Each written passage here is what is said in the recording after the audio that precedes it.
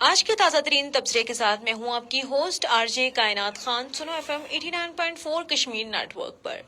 آج کے تبصرے کا موضوع ہے بھارتی سپریم کورٹ کا مودی کے زیر اثر ایک غیر منصفانہ فیصلہ۔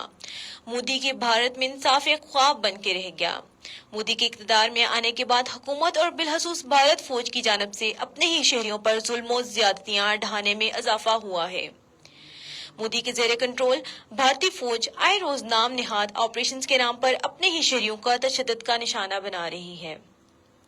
مقبوضہ کشمیر سے لے کر ناگالینڈ تک بھارتی فوج کی بربریت نئی مثالیں قائم کر رہی ہے۔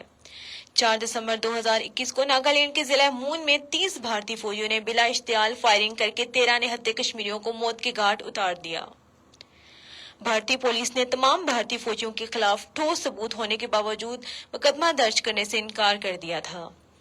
رواں سال 15 جولائی کو سپریم کورٹ نے ناگالینڈ حکومت کی طرف سے داخل کی گئی عرضی پر نوٹس جاری کیا۔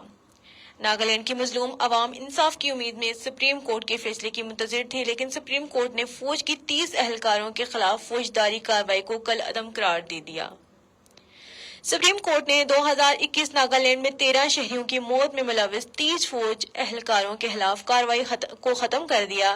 3 سال سے انصاف کی منتظر عوام کو ان کے حق سے محروم کر دیا گیا۔ مودی سرکار نے اپنے مظلوم عوام کی داد رسی نہیں کی، بلکہ انہیں بے یار و مددگار چھوڑ دیا۔